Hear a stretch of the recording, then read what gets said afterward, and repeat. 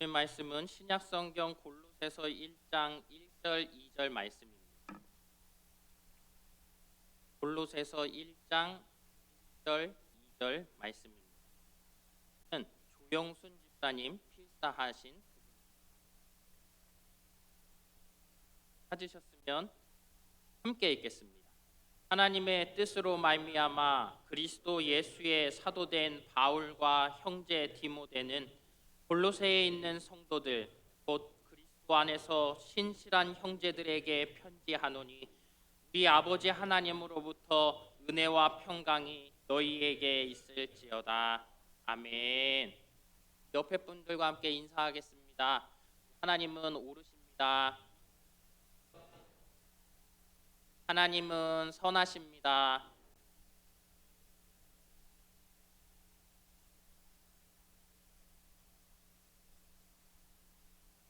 그간 우리 성도님들이 많이 노력해 주시고 고생해 주셔서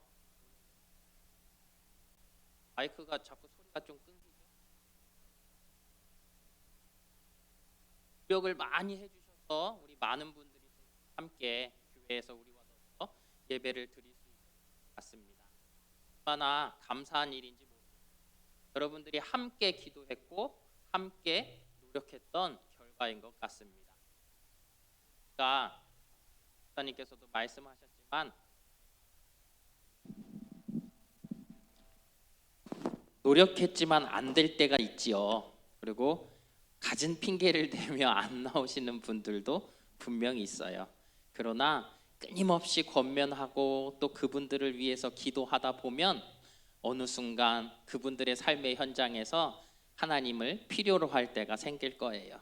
그리고 그분들이 여러분들이 하나님 앞에 기도한 대로 하나님께서 여러분들을 통하여 그 영혼들을 구원하여 주실 줄을 믿습니다. 오늘부터 우리는 이제 제가 말씀을 전할 때 골로새서를 우리가 함께 말씀을 묵상하고 나누려고 합니다. 골로새는 지역적으로 여러분들이 잘 아시는 것처럼 터키에 해당하는 지역이죠. 당시 초대교회에서 가장 유명했던 도시는 어디일까요?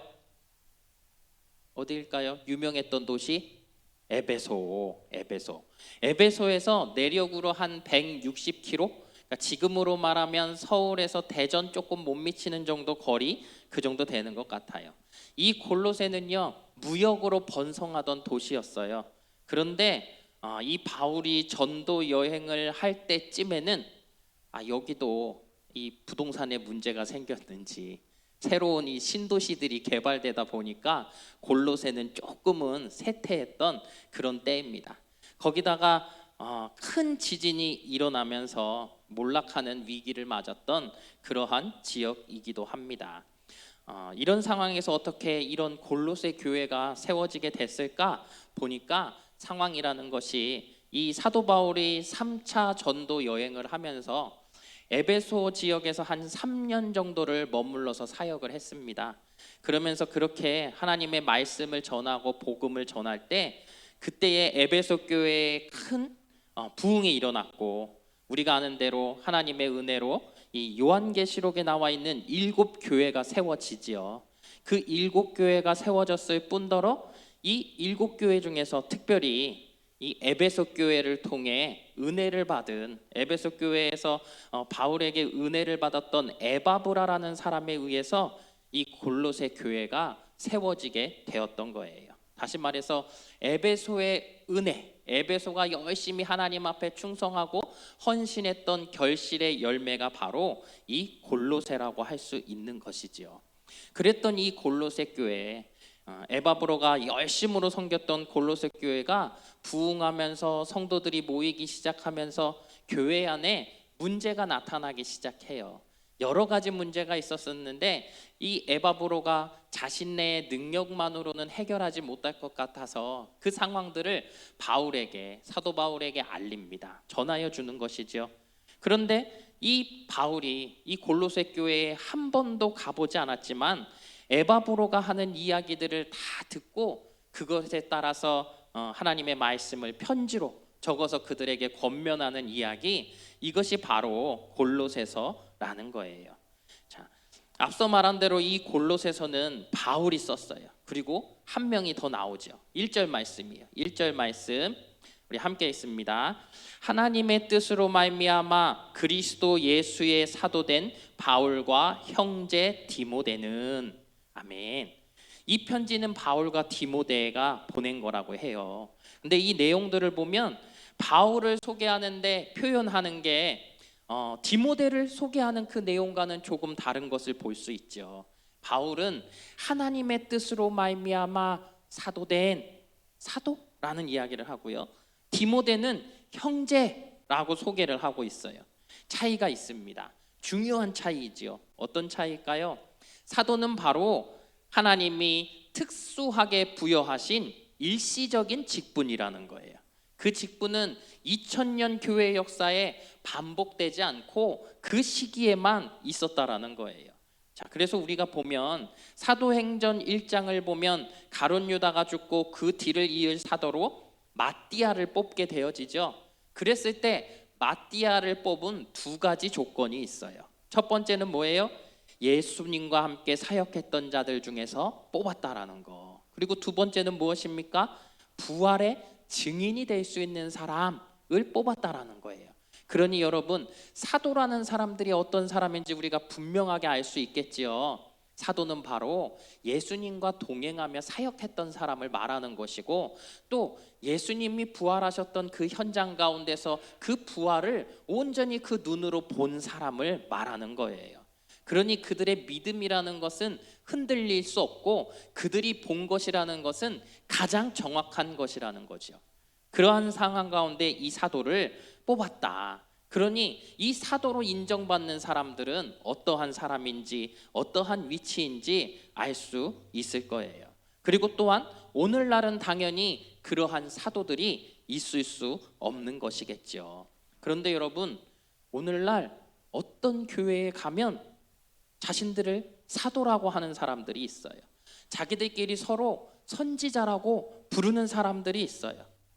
그러면서 하는 얘기가 2000년 전 그 사도들이 보고 들은 것들, 하나님께서 주신 그 계시가 자신들에게도 임하고 있다고 말하는 이들이 있다라는 거예요. 그러면서 우리의 어떤 이 상황들을 너무도 잘 아는 것 같고 그 상황들을 낱낱이 말해주는 사람들이 있어요. 그런 사람들을 보면 우리들이 와, 신기하다, 따라가야 할까요? 그렇지 않죠. 절대 그런 일은 있을 수가 없어요. 그렇기 때문에 우리가 알아야 해요. 그 시대에도 이 시대에도 항상 이단이 있다라는 거예요.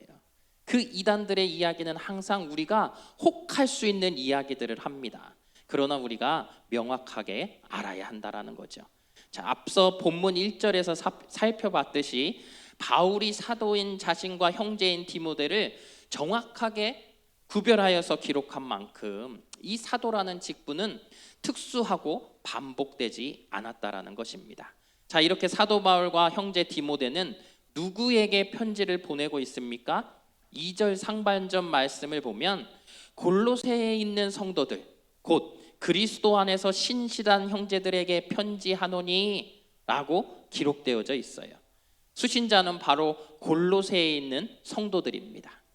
그들은 그리스도 안에서 신실한 형제라고 표현되어져 있지요. 여러분, 성도가 뭐예요? 성도는 뭘까요? 우리가 잘 아는 성자 혹은 성인, 이 모든 것도 바로 성도라는 거예요. 그런데 벌써 제가 성도는 성인이다, 성자다 그러니까 무슨 소리를 하는 거야? 라는 생각을 하시는 분들이 있어요. 그러나 여러분, 엄밀히 따져서 바로 우리들, 저와 여러분들이 바로 성도이면서 우리는 성자고 성인입니다. 그런데 옛날 그 교회 안에서 마치 그것이 신분이냐 그렇게 구별하여 명칭하였기 때문에 사람들이 잘못 알고 있다라는 거예요. 교회는요, 어떠한 계층의 구별을 절대 두지 않습니다. 우리는 모두가 다 하나님 앞에 그저 한 형제, 한 자매일 뿐이라는 거예요. 그래서 성도, 성자, 성인, 이 표현은 모두가 똑같은 표현인데요, 중요한 것은 무엇이냐? 이 골로새서에서 바울이 이야기하고 싶어하는 것은 바로 이렇게 성도라는 표현을 통하여 하나님을 위하여 구별되어 따로 떼어낸 자들이 너희들이다 라는 것을 이야기하고 있는 거예요. 또한 동시에 우리들에게 새로운 직분이 주어졌다, 새로운 신분이 주어졌다, 새로운 지위가 주어졌다 라는 것을 표현하고 있는 것입니다. 그래서 보면 우리에게는 그렇다면 어떠한 새로운 신분이 주어진 걸까요? 2절 상반절 말씀을 보면 골로새에 있는 성도들 곧 그리스도 안에서 라고 말씀을 하고 있어요. 골로새에 있는 성도들은 세상에 있는 동시에 그리스도 안에 있다라는 거예요. 예수를 믿는 성도는 그렇게 우리에게 새로운 신분을 주셨는데, 예수를 믿는 성도라는 신분은 세상 속에서 내가 세상의 신분과 또 예수 그리스도 안에 속한 그 신분, 성도라는 신분을 우리가 두 가지를 다 갖게 되어져 있다라는 거죠. 흔히 말해서 뭐예요? 이중국적. 여러분 잘 아는 것. 이중국적을 우리가 가지고 있다라는 거예요. 그러니 우리들은 어떻습니까? 이 땅 속에서도 최선을 다해 열심히 살아갈 뿐더러 우리에게 주어진 성도로서의 삶, 우리가 하나님 앞에 기쁨 되어지는 삶, 그 삶을 우리가 병행해서 살아가야 한다라는 거예요. 그러니 여러분 어떨 때는 우리가 생각해 보면 그래요. 세상이라는 것은 우리가 항상 보는 거잖아요. 또 항상 느끼는 거잖아요. 내가 무엇을 하지 않으면요, 모든 것을 내 피부로 다 체감할 수밖에 없는 것이 우리 삶이라는 거예요. 그러니 세상 속에서는요, 누가 뭘 하라고 하지 않아도 스스로 먹고 사는 일에, 또 내가 자녀들을 키우는 일에 애쓸 수밖에 없다라는 거죠. 그러나 믿음이라는 것은 어떻습니까? 보이지 않는 하나님을 믿는 거예요. 우리 이 믿음이라는 것은 끊임없이 내가 하나님 앞에 연단하지 않으면 그 믿음이라는 것이 성장하지 않는 거예요. 그러니 여러분 어떤 것이 더 어렵겠습니까? 우리가 하나님의 사람으로서 성도로서 살아가는 것이 더 힘들고 어려울 수밖에 없는 것이지요. 그러나 하나님께서는 분명히 우리에게 말씀하시는 것, 세상과 또 하나님의 나라를 위해 우리는 동일한 열심을 품고 이 땅을 살아가야 한다라는 거예요. 그런데 우리가 실수하는 게 있어요. 아까도 말씀드렸지만 보여지는 세상을 위해서만 더 열심을 낼 때가 있다라는 거예요. 그것이 명확하게 드러날 때가 있어요. 무엇입니까? 믿음으로 하나님 앞에 자녀의 어떤 학업과 진로, 또 아이들의 어떤 대학 진학, 이것을 맡기노라고 기도하면서도요, 부모들이 자녀들이 학원 가는 일이 있으면 그래, 학원 가고 대학 붙고 하나님 앞에 충성하자, 이 이야기를 가장 많이 우리 부모 세대들이 말해왔다라는 거예요. 그런데 여러분 결과적으로 보세요. 미안하고 죄송한 말씀이지만 우리 옆에 한번 보세요. 40대가 보이나요? 40대 손 들어 보세요. 40대. 예. 야, 우리 40대 축복합니다. 사랑합니다. 이런 현실들이 우리뿐만 아니라 다른 교회들에도 많이 나타나고 있는 거예요. 그 자녀들을 위해 기도하고 있기 때문에 그 자녀들의 선택이라는 것을 내버려 둬도, 그들 앞에 하나님을 위한 삶을 살라고 이야기하지 않아도 하나님께서 다 책임지어 주실 것이라고 우리가 믿었었는데 그러한 일들이 있지 않았다라는 거죠. 그러니 골로새라는 세상에 몸담고 있지만 동시에 그리스도 안에 있어야 제대로 된 삶을 살 수 있는 우리 성도들, 우리들은 어떤 마음으로 살아야 되는 거예요? 자, 마태복음 6장 33절 말씀 우린 거의 다 외워요. 너희는 먼저 그의 나라와 의를 구하라, 하나님 말씀하시잖아요. 그렇습니다. 두 개 다 중요하지만 더 중요한 건 뭐예요?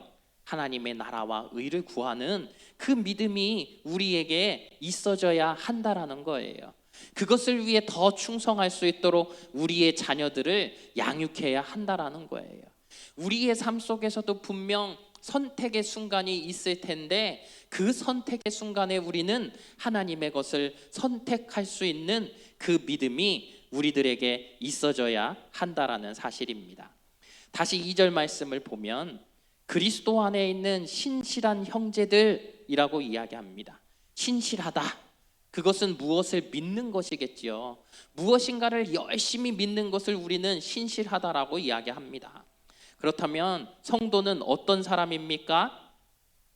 성도는 막연하게 어떤 대상을 믿는 그런 사람들이 아니라 우리가 우리의 어떤 이 삶 속에서 체험을 통하여 하나님을 분명히 경험하고 그 경험한 것들을 나의 언어로 하나님을 온전히 고백할 수 있는 그 믿음의 고백이 있는 사람들이겠지요.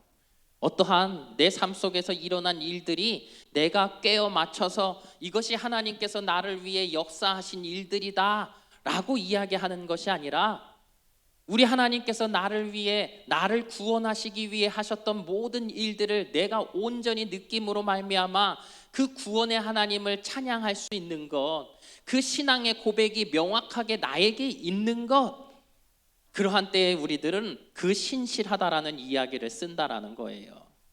여러분 3절 말씀입니다. 우리가 너희를 위하여 기도할 때마다 하나님 곧 우리 주 예수 그리스도의 아버지께 감사하노라 고백하지요. 여기 보세요. 여기 바울의 고백 가운데 나오는 명확한 고백, 하나님 곧 우리 주 예수 그리스도의 아버지께. 그리스도의 아버지가 하나님이다. 결국은 뭐예요? 하나님께서 예수 그리스도를 이 땅 가운데 보내주셨다라는 그 믿음의 고백이 그의 말 속에 그냥 녹아져 있는 것이지요. 그러니 여러분 우리들도 중요한 것이 있어요. 그것은 무엇이냐면 우리가 하나님을 온전히 알아야 하는 것이고 예수님이 나에게 어떠한 분인지 내 입술을 통하여 나의 언어로 나의 그 구원의 노래로 명확하게 주님을 노래할 수 있어야 한다라는 거예요. 정의할 수 있어야 한다라는 거예요. 그것이 왜 중요합니까?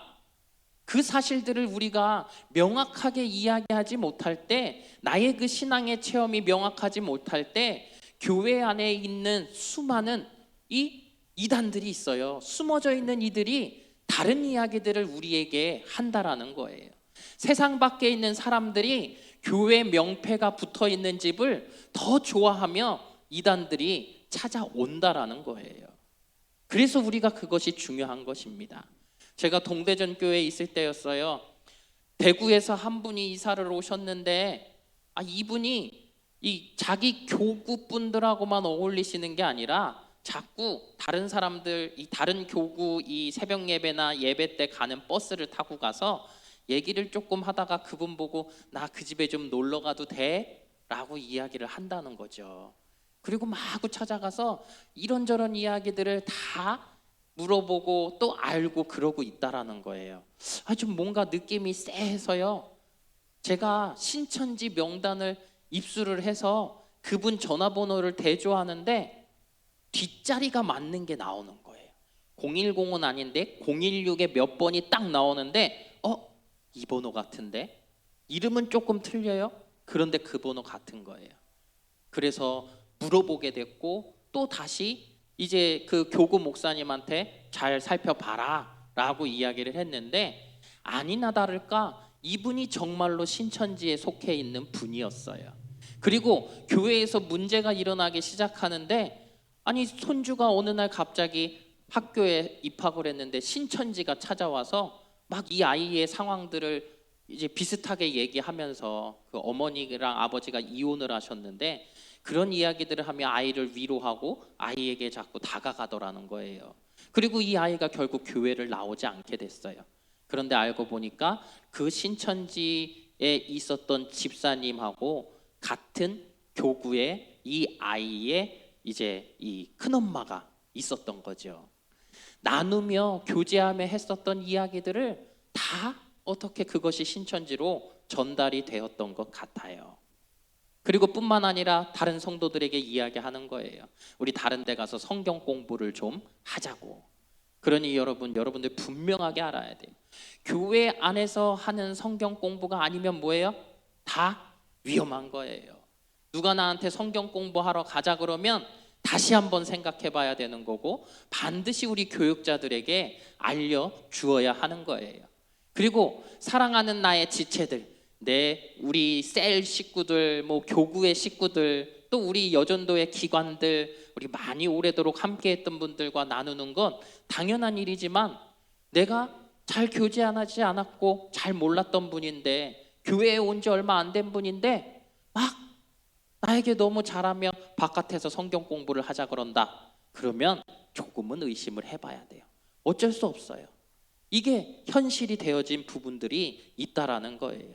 이 골로새 교회에 있었던 문제가 바로 그러한 문제예요. 다른 문제가 아니라 바로 예수님은 하나님이시고 사람이신데 예수님의 그 인성을 믿지 않는 이들이 나타났다라는 것이죠. 그러면서 이들이 자꾸 사람들에게 특별한 모임에만 주의 은혜가 임한다, 여러 가지 거짓의 이야기들을 그들에게 퍼뜨리는 사건들이 끊임없이 일어나는데, 그것은 이제 우리가 다음 시간 계속해서 함께 살펴볼 수 있도록 하겠습니다. 그렇듯 여러분, 우리가 중요한 것은요, 하나님께서 우리에게 정말로 이 중요한 공동체를 허락해 주셨어요. 디모데라는 사람을 형제라 지칭하며, 그 믿음의 사람이지만 이 교회에 정말로 중요한 사람이지만 형제로 지칭했다라는 것, 그것은 무엇을 말합니까? 우리 모두는 동일한 위치에 있다라는 거예요. 모두가 다 한 형제 자매라는 거예요. 그래서 무엇입니까? 교회 안에서 내가 장로다, 권사다, 집사다, 이 직분, 이것은 그저 하나님께서 우리에게 종으로서 정말 다른 사람들의 그 발을 씻겨줄 수 있는 마음을 가지고 헌신해라 말씀하는 것이지, 그것이 어떤 위치를 말하는 것이 절대 아닙니다. 우리들은 우리의 어떤 직업이나 또는 우리의 어떤 가짐과 같지 않음, 이것 때문에 우리가 결코 다른 사람으로 여겨질 수 없어요. 우리는 모두가 한 형제 자매라는 거예요. 여러분 보십시오. 빌레몬의 노예였던 오네시모, 빌레몬을 향해 도망갔다가 감옥에 갇혔다가 이 바울을 만나서 회심하고 정말로 하나님의 사람이 된 사람, 이 오네시모에게도 뭐라고 합니까? 형제라고 이야기하지 않습니까? 그 황제가 있던 시대, 계급이 있었던 그 시대에서조차도 그는 한 형제였음을 우리가 바라보게 됩니다. 그러니 교회 안에 들어온 누구나 우리는 사랑으로 한 형제 자매가 되어야 할 것입니다. 그러면 하나님께서 우리에게 어떠한 은혜를 주십니까? 2절 하반절 말씀이에요. 우리 하나님 아버지로부터 은혜와 평강이 너희에게 있을지어다. 아멘. 우리의 삶 가운데 분명 어렵고 힘든 일들이 있어요. 왜요? 우리에게 이중국적이 있기 때문에 이 땅 속에서 나에게 주어진 삶도 최선을 다해 살아가야 하고, 또 내가 나의 그 믿음이라는 것도 지켜나가야 하기 때문에 우리들은 힘들 수밖에 없어요. 하지만 그 힘듦 속에서도 우리가 믿음을 굳건히 지키며 나아가면 오늘 말씀에 나온 대로 하나님께서는 우리에게 평강을 더하여 주시는 거예요. 그런데 여러분, 이 평강이라는 게 어떤 평강일까요? 제가 늘 이야기하는 것 있잖아요. 항암 치료를 할 때 분명히 이 몸이 정말 주의 은혜를 힘입었다면, 주께서 나에게 큰 은혜와 사랑을 깨닫게 해주셨다면 당장에라도 이 병이 나으면 좋겠지만 내 환경이 바뀌던가요? 그렇지 않아요. 상황이 바뀌던가요? 그렇지 않아요. 이 상황이 나아지기 위해 주께서 나에게 무엇을 요구하시던가요? 그렇지 않아요. 여러분들은 이미 여러분들의 삶을 통해 그것을 알고 계시지 않습니까? 내가 주님을 사랑하고 주께서 무엇인가 나에게 뭉클한 그 감동을 주셨지만 내 삶이 나아지는 것은 없어요. 그렇지만 내가 느끼는 것은 있지요. 힘든 상황 속에서도 주님을 알고 그 주님을 찬양했더니 이 삶이 힘들지 않은 거예요. 이 삶을 내가 능히 이길 수 있겠는 거예요. 내가 이기는 것이 아니겠죠. 내 안에 은혜를 주신 주의 그 성령이 나로 하여금 이것들을 이기게 하시는 것이겠지요. 오늘 여러분 그 이야기를 하고 있는 거예요. 우리가 정말 이 땅 가운데서 살아가는 동안 이중국적을 가진 듯 살아가지만 오직 하나님을 의지하며 살면 하나님께서는 우리들에게 주의 은혜와 평강을 더하여 주신다는 사실입니다. 그러니 여러분, 우리에게 중요한 것은 뭐예요? 구주께서 십자가에 달려 목숨을 버려서 우리에게 주신 그 평강을 우리가 온전히 지키며 나아가는 것, 주의 주신 그 믿음으로 지키며 나아가는 것이 우리에게는 가장 큰 은혜요 감사한 이름을 기억하시기를 바랍니다. 그러면 오늘도 여러분, 우리 옆에 있는 지체들을 보세요. 우리 옆에 있는 사랑하는 형제 자매들, 이들을 하나님께서 우리에게 허락하셨고 교회 가운데서 함께 교제함으로, 함께 중보함으로 우리의 삶의 모든 것들을 이길 수 있도록 허락해 주셨어요. 그러니 우리가 올바른 믿음으로, 올바른 신앙으로 이들과 더불어 함께 주님 앞에 나아가면 주께서 주시는 그 평강의 은혜를 우리가 셀을 통해, 우리의 모든 모임들을 통해 하나님께서 필요한 때에 필요한 만큼 부어주실 줄을 믿습니다. 기도하겠습니다. 하나님의 긍휼하신 사랑으로 예수 그리스도의 십자가 보혈을 덧입은 우리들, 오늘도 감사함으로 주님 앞에 나아갑니다. 예수님의 목숨값으로 산 이 평강을 부족한 성도들에게 허락하여 주셨으니 사랑하는 형제자매와 누리게 하시고 날마다 믿음을 사용함으로 잃지 않게 하여 주시옵소서. 세상에 살고 있지만 예수 그리스도의 선택된 성도임을 잊지 않게 하시고 삶을 통해 만난 나의 하나님을 내 삶의 언어로 온전히 고백하게 하시며 먼저 그 나라와 의를 구하는 복된 성도의 삶을 우리 모두가 살게 하여 주시옵소서. 한 주간도 지켜주실 하나님, 때마다 은혜로 채워주실 하나님을 기대하며 예수님 이름으로 기도합니다. 아멘.